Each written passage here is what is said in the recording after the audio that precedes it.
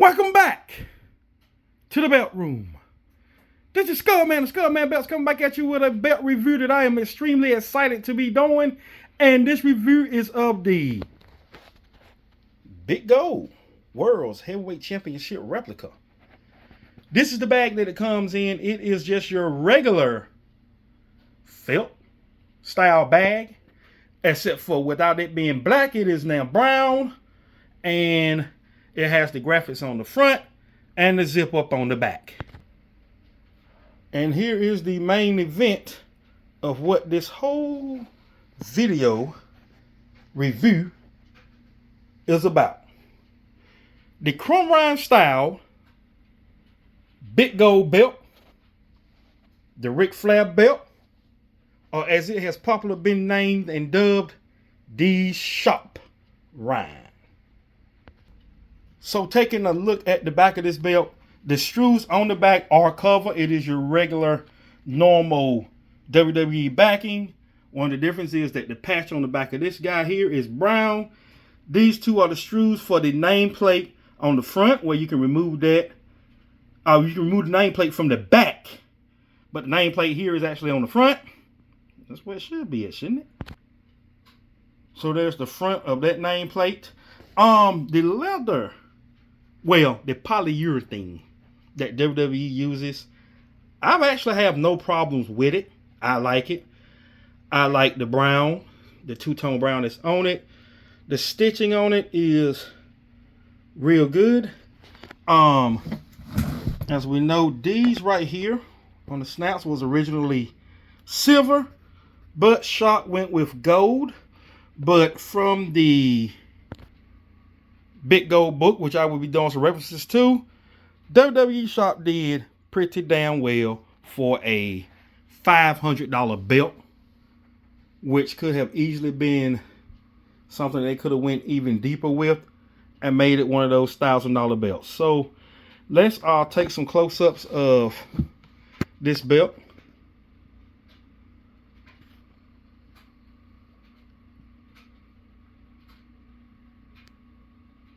And then we're going to dig into the book, and we're going to see just how close they come with this belt right here. So for the ones that want to do releathering on their belts, then this is one that I would suggest you do. I don't really give a shit about releathering because I'm going to replace it and sit it right here where Hogan is sitting at. So if you don't have the Big Gold book, you can actually find this book on Amazon. It's running about $30 plus tax. So going to chapter 6 is a very important chapter in this book if you're looking at to do some comparison from the original one to what Shop has out now.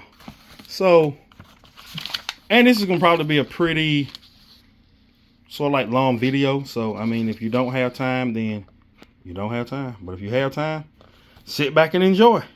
I would try to keep it as interesting as possible. So starting with the rope border. You see it right there. One of the problems that they saw with, I believe it was Fendu, is that the rope border did not go all the way up under the belt. Trying to get you a good shot of it, but that's pretty good. If your eyes are good, you can see it. I'm thinking about getting the Fendu's version of this belt. The only one that I do have is just the Dome Globe, and it was a nice one. So getting back to the belt in the book and the comparison, what we're looking at next is the lettering on Champion, and it is texture on the, has some texture on the top. So, and this is the one with the correct front. So as you can see, it is a pretty good match. Even down to, because you know the belt's built on a silver plate, so this one here is probably on a zinc alloy plate with silver style painting on it, but they did good with that. Next part would be the crown of this belt. You could be the judge of that on exactly what you think about that crown, which it is to me. I like the damn thing, man. We would take it down to the planet on the front. As you can see, it's nugget on the continents, and then you have your silver nugget going around the planet itself. That here is real close, and it's real close. The lines that are going right through here, the ridges, it may just be the bookwork that you can't really see them. I don't know. I've never seen the original chrome rind, so I can't say. Not in person, I'll put it that way. These are your grapplers, and you can see the lyrics that they're wearing, the detail to the shoes that the silversmith did when he made this. This is actually pretty good for shop, because you can actually see exactly what they're wearing. So getting right here by the nameplate and the settings of the ruby, the jewel that goes in it. There you go. So that is actually pretty decent, and it is pretty close. Let's turn this page over. So this is where it gets interesting for me, because looking at the swirls, and all of these on the original chrome rind was done by hand. Of course, this is done by machine, but that damn machine, it did good. It did really good. Let's go up a little closer to it.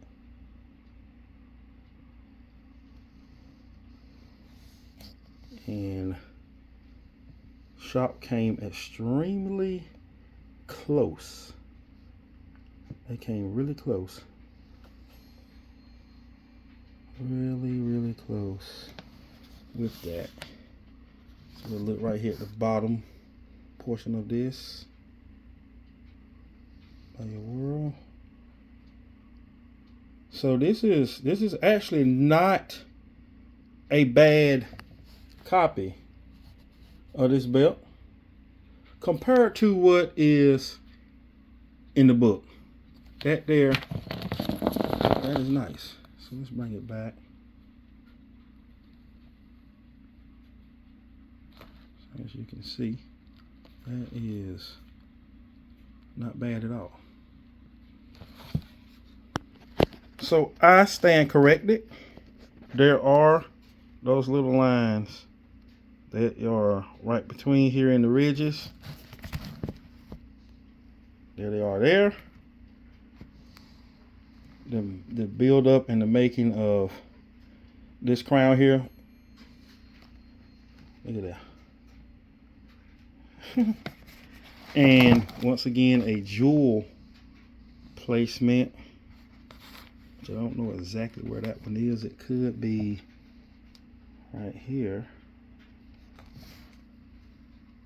But they got that detail even down to around the placement, and right here in the middle inside of it.